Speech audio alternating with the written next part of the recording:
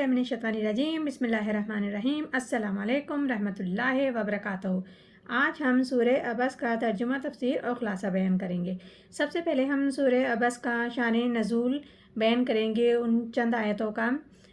कि एक मरतबा हुज़ूर अकरम सल्लल्लाहु अलैहि वसल्लम रूह मुशरिकीन के सरदारों को दीन की तबलीग करने और समझाने में मसरूफ़ थे।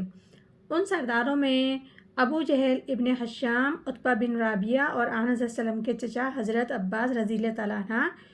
शामिल थे, जो कि उस वक्त ईमान अभी नहीं लाए थे। ऐसे में एक नाबीना सहाबी हज़रत अब्दुल्ला इब्न उम्मुल मक्तूम वो आते हैं। उनको कुरान पाक की कोई आयत की दुरुस्तगी से काम था, दुरुस्तगी करवानी थी नबी सल्लल्लाहु अलैहि वसल्लम को।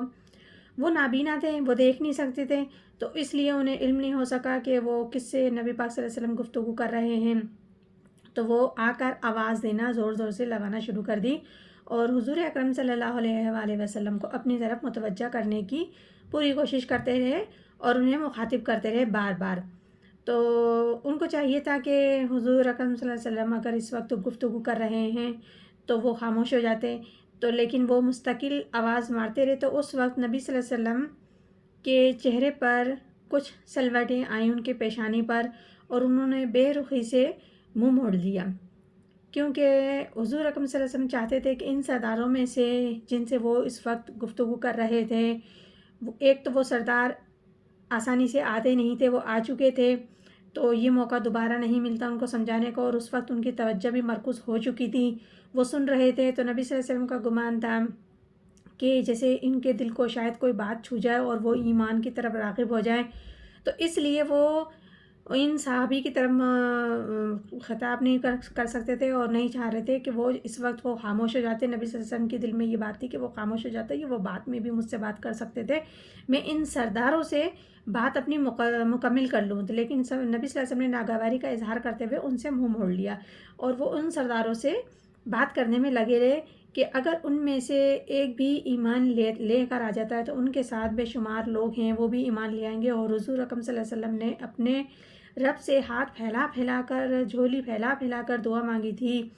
कि मुझे ए अल्लाह उमर बिन ख़त्ताब या उमर बिन हश्शाम में से एक को मेरी झोली में दे दी,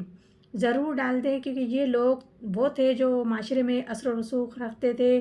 और हैसियत भी रखते थे। अगर इनमें से एक भी ईमान ले आता है तो दीन में तक़वियत पैदा हो जाएगी और दीन के कामों में भी हम और अच्छे वैसे तो कर ही रहे थे नबी पाक सल्लल्लाहु अलैहि वसल्लम, लेकिन ये लोग बहुत बाइख्तियार थे। नबी सल्लल्लाहु अलैहि वसल्लम चाहते थे कि इनमें से कोई एक मेरी तरफ आ जाए। तो नतीजा ये निकलता है कि हुज़ूर अकरम सल्लल्लाहु अलैहि वसल्लम ऐसे लोगों की तरफ ज़्यादा राग़िब रहते थे और वो चाहते थे कि इनमें से कोई एक दीन की तरफ आ जाए। ख़ास तौर पे जो लोग ईमान ले आए थे वो अपने ही हैं, और बाज़ औक़ात इंसान अपनों के ऊपर ज़्यादती कर बैठता है। ये भी एक मोहब्बत का तर्ज़ अमल होता है, क्योंकि हमें भरोसा और यकीन होता है कि हमारी ये तलख़ी जो हमारा अपना है अगर हम कर रहे हैं तो वो बर्दाश्त कर लेगा। और ख़ास कर अगर हुज़ूर अकरम सल्लल्लाहु अलैहि वसल्लम से इस तरीके का कोई तर्ज़ अमल होता है तो उसमें कोई हिकमत होती है, क्योंकि उनकी नीयत तो बिल्कुल खालिस थी। तो इसलिए नबी सल्लल्लाहु अलैहि वसल्लम ने उनसे नागवारी का इजहार करा और नबी सल्लल्लाहु अलैहि वसल्लम अपनी मजलिस की तरफ मुतवज्जा रहे। और जब मजलिस ख़त्म हुई वो सहाबी तो चले गए अपने घर नाराज़ होके, और जब मजलिस ख़त्म हुई नबी सल्लल्लाहु अलैहि वसल्लम अपने घर की तरफ जाने लगे तो सूरह अबस की ये चंद आयतें नाज़िल हुई, जिसमें नबी करीम सल्लल्लाहु अलैहि वसल्लम का ये अल्फाज था कि ये अताब नाजिल हुआ है, यानी कि अल्लाह की तरफ से ये अताब नाजिल हुआ है। क्योंकि उसके बाद जब कभी भी वो सहाबी नज़र आते थे, कौन से हज़रत अब्दुल्ला इब्ने उम्मुल मक्तूम जब भी नज़र आते थे, हुज़ूर अकरम सल्लल्लाहु अलैहि वसल्लम फरमाते थे मरहबा मरहबा इस शख्स के लिए कि मुझ पर अल्लाह ताला ने अताब, यानी कि अताब से मुराद नापसंदगी का इजहार करा। ये दर्जात की बात होती है। ये अमल अगर आम आदमी करता या उससे कोई ऐसी बात हो जाती तो कोई बात नहीं थी, लेकिन ये मोहम्मद सल्लल्लाहु अलैहि वसल्लम से हुआ और अल्लाह ताला अपने ख़ास बंदों के लिए ये छोटी सी ख़ताओं के ऊपर भी ऐसा अंदाज़ इख्तियार करते हैं जैसे उनसे कोई बड़ी ख़ता हो गई होगी। तो सूरह अबस की आयत मज़कूरा नाजिल हुई ये, جس میں آپ صلی اللہ علیہ وسلم کے اس طرز عمل کو ناپسندیدہ قرار دے کر آپ صلی اللہ علیہ وسلم کو اللہ تعالیٰ نے ہدایت کی گئی کہ آپ ان لوگوں کی طرف متوجہ ہوں جو پہلے سے ایمان والے ہیں، کچھ سیکھنا چاہتے ہیں، کچھ تقویت چاہتے ہیں یا کچھ درستگی چاہتے ہیں۔ اب آپ کا کام تو پیغام پہنچانا ہے، وہ ایمان لائیں نہ لائیں یہ آپ ان پہ چھوڑ دیں۔ تو اس وجہ سے بھی یہ آیت نازل ہوئی، تو اللہ تعالیٰ نے بتایا یہ اس کا شان نزول تھا، اور رہ جاتی ہے حضرت